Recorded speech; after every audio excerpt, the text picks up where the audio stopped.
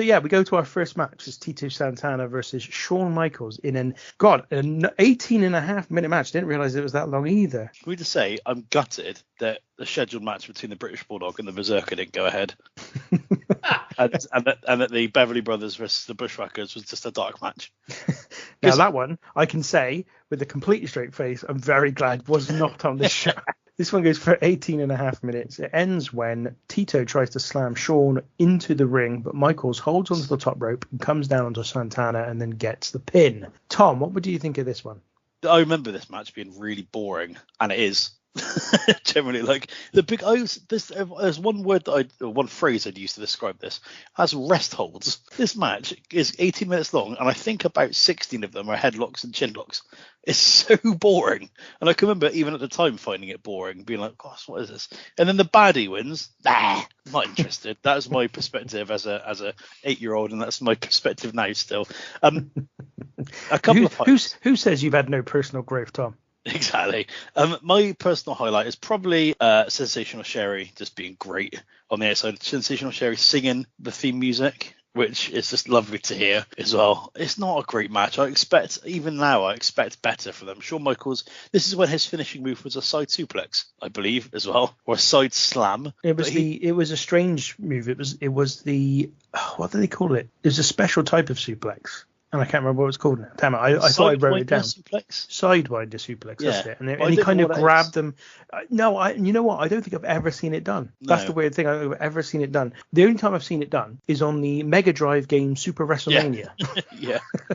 And I think he used to grab them almost like grab their perineum and then lift them up and suplex them over his head. I think that's what I think it's like. But as I said, I don't think I've ever actually seen it done. But he does hit, what's he call it? A reverse crescent kick. I'm so glad you said that. which is a sign of things to come.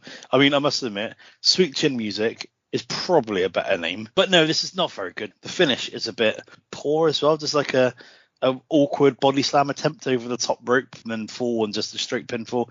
It's not particularly great. I didn't hate it. I thought it was actually quite decent. And I think if you're going to give me an 18-minute match where there's some rest holds and it's a little bit slower and you're not going mad, give it to me on the first match. I'll happily do that. You don't need it from these guys though. No, you're probably right. You could probably give anybody that gig and they could go out and do it because it didn't take them too much. But what I like about wrestlers like Shawn Michaels and Tito Santana at this time is that they could do the slower matches, but just take it up a notch every now and again. Just give you something, just give you a little something. I've said before, and I'll say it again, this is a period where Shawn Michaels still isn't quite there. Yeah. Still hasn't quite got to the level he would eventually get to. Probably a couple of years away from it at this point. And I think this shows here. But I didn't mind it. There were a few bits and pieces that were maybe questionable and that did make me raise an eyebrow. So, for example, the referee's moustache. Who is this referee? I didn't notice that at all. No idea who this referee is. Never seen him before. Never seen him again. And he's got an awful moustache. Roger Ruffin is his name, apparently, according to Wikipedia. Monsoon says he likes Santana's music, which is quite cool to start. I do. And then Bobby Heenan whistles along to HBK's theme, as was his wont. Then this was interesting. I haven't read any more about this, and I wanted to, and I completely forgot about it. Is that Monsoon and Heenan, they start talking about a traffic problem that had happened outside the venue, saying that the place will eventually be packed out. But I didn't notice any gaps, but they seem to be trying to kind of excuse the fact that there were gaps. And I wondered whether or not that plays into some of the, like, this is the first WrestleMania that's certainly since WrestleMania 1 or 2, I think, there's less than 3 hours. And I was like, oh, why is that? That seems interesting. I wondered whether that played into it. They don't talk about it again. And I didn't do any further reading, which I meant to, but that was interesting. Going back to the length of the pay-per-view, 2 hours 40 or whatever. God, I was happy. I was so happy.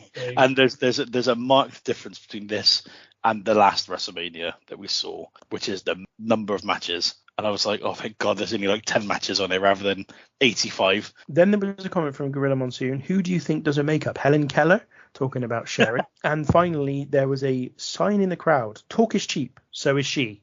That was the another allusion to Sherry, unfortunately for her. I know the fact that obviously he does the crescent kick. Not yet the Sweet Chin Music. Won't be Sweet Chin Music for another 2.5 years yet, I don't believe. but he does use it quite a lot during that period. Yeah, I thought this was pretty decent. Matt? Yeah, I think I'm pretty much on the same opinion of you there, really, Ben. This was all right.